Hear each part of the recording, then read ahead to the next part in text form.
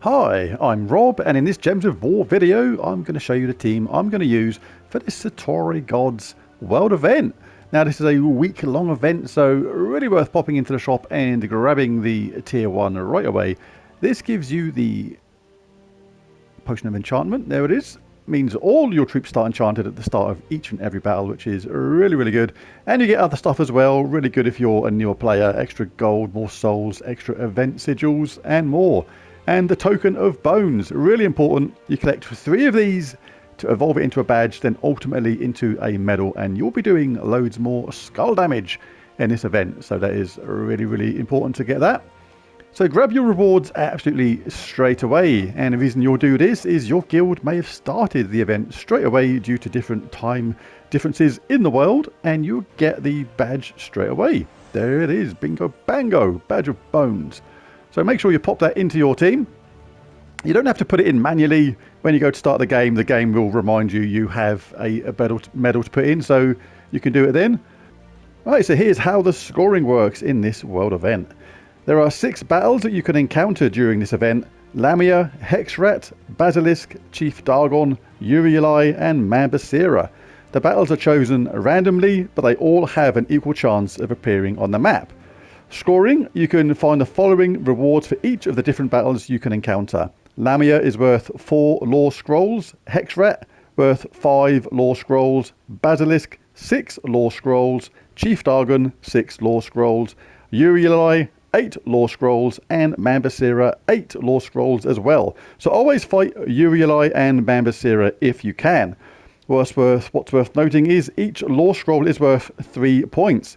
And as battles get harder, they will increase the amount of lore scrolls they give by 25%. So always fight Mambasira and Urieli first if you can. Now onto the team. Right, I'm going for a Elementalist team here, and I'm going to go for Shegra, the 8th Sin, Divinia, and the Mirage Queen.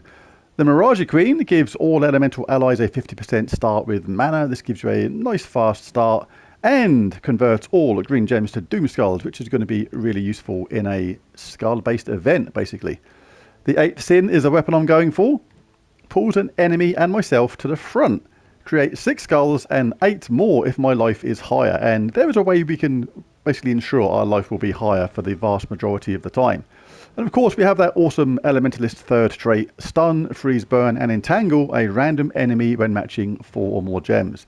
The Entangle, particularly important on that first troop and the second troop when we're doing the damage, because we're going to create a lot of skulls, and if those skulls don't always match up for us, or we can't get a 4 match and we leave the opponent a turn, we're not going to get damaged by our own skulls.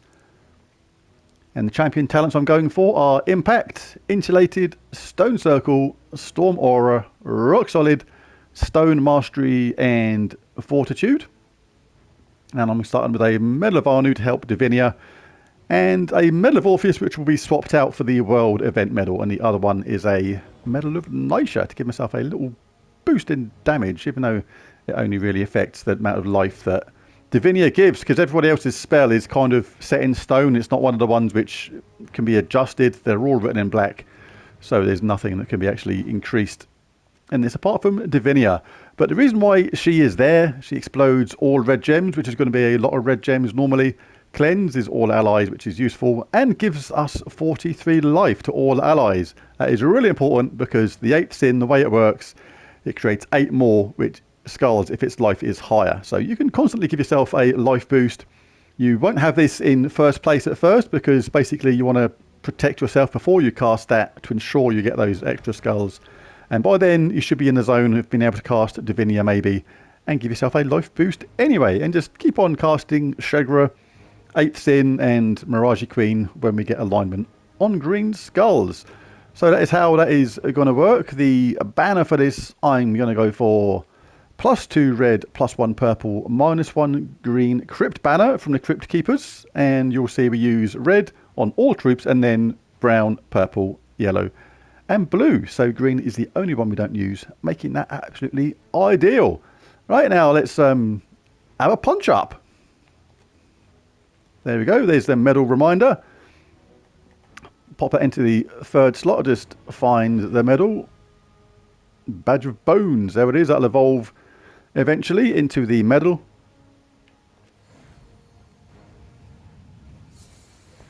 A quicker way to do this at the beginning will be simply to pick a damage to all troop, and let's do it that way. That will be absolutely quicker. But this is a all-round team which is going to be pretty good. We're going to wipe through the enemy pretty quickly with this.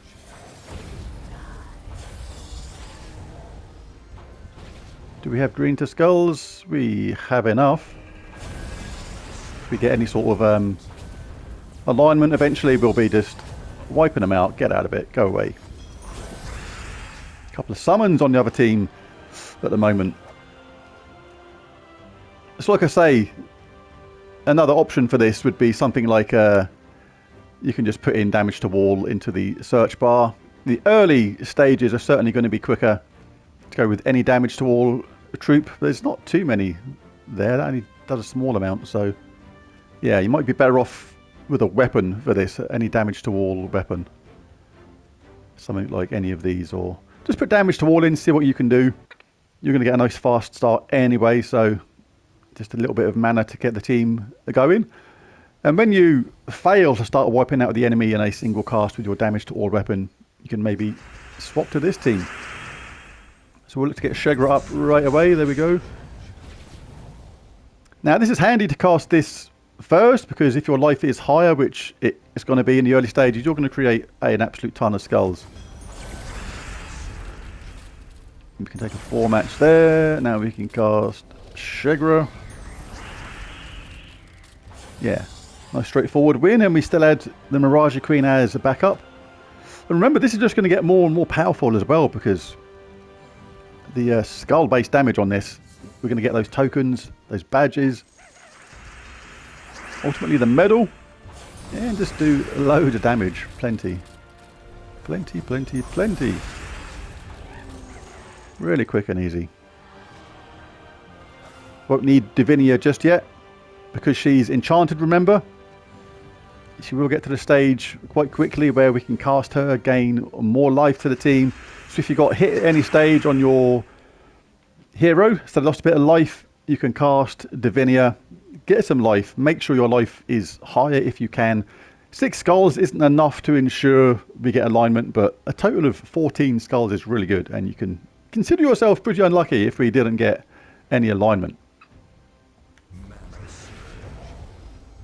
And with 4 matches, I haven't been looking out for 4 matches really, but basically when you get those 4 matches, you're going to be entangling, freezing and stunning the opponent.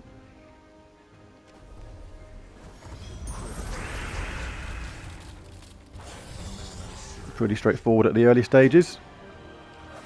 Will be important as this event goes on to keep a proper lookout for those 4 matches. Make sure you try and get that top troop entangled, so if any of the skulls don't align, you'll be safe from damage. When Shegra is there, the way you can ensure you're going to get some hits is if there's any red and skulls in a line. Now there's nothing actually in a line right now of at least 3, like if that was slightly different there, that would work, but at the moment there's no guarantee that Shegra will actually hit with this. If, for example, that was a skull where that purple one was, then this would be a guaranteed at least 1 skull hit, but it's not guaranteed as it is. But there is a fair amount of red there and skulls, so, and the enemy's at a low level still, so obviously we're not too worried about that. Could have taken that 4 match brown at the top, but I was lazy. Don't be lazy if you're a newer player, by the way. It can hurt you in the long run.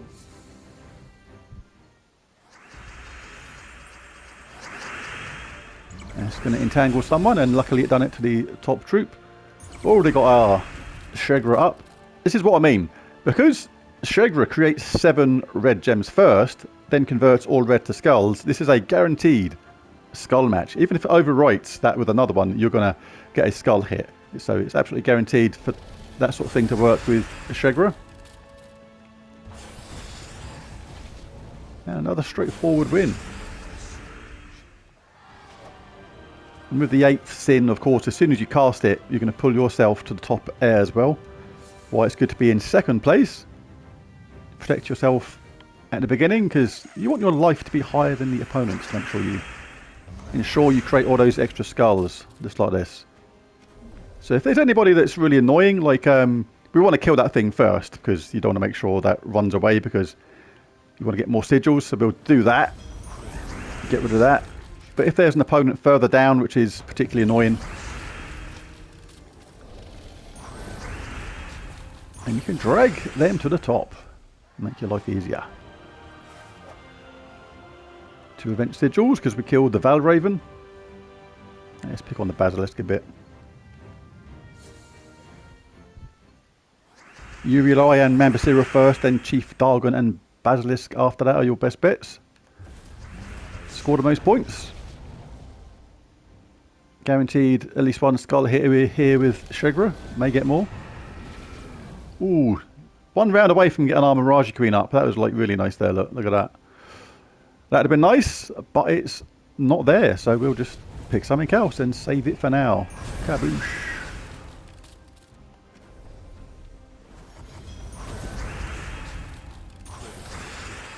Usually grab the opponent to the top, which you can either kill or is maybe already entangled. If you've not got enough power to kill them yet, then if you've got an opponent which is entangled, then you can actually grab them to the top if you're not going to kill them, and that'll make you obviously safe from any potential skull damage.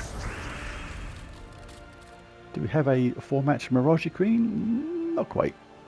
Let's go 8th Sin then. For example, if you weren't going to kill this outright, even with a couple of skull hits, like on the really high levels maybe, then you might want to grab that 3rd troop to the top. But the fact of the matter is, with this really high skull damage event, we are going to be making so many skulls. With such high damage, it's probably not going to matter, to be honest. Yeah, let's just take them out with a Mirage Queen cast. Even though it's not a 4-match, we can certainly take a single hit and finish them off. Yeah, I think the combination of being able to have all that extra damage from the badge when it evolves to a medal with all these skulls, and the fact we've got Elementalists, so we're going to get 4 matches like this. We have extra life giving from Divinia. Yeah, I think this is going to be a nice, safe team to use. Let's go 8th Sin. Let's now go Shegra. Get that bottom troop entangled. If they survive, they're not going to do any skull damage. 2 more event sigils. Always pick on the highest ranked opponents if you can. And that is going to be the team, I think. I think it works pretty decent. Nice 50% mana start. If you had red alignment of 4, for example, like we'll grab that first if we get lucky. Didn't. But if you get some nice skulls with red in a line, you can't miss with Shegra, so it's always better to cast that. Like, this is not too bad for Shegra now. This is a guaranteed skull hit. There's quite a bit of red there, so I'll cast Shegra first. And that did indeed result in a extra turn. When there's not so much red there, we'll cast 8th Sin. And that is the way the team is going to work.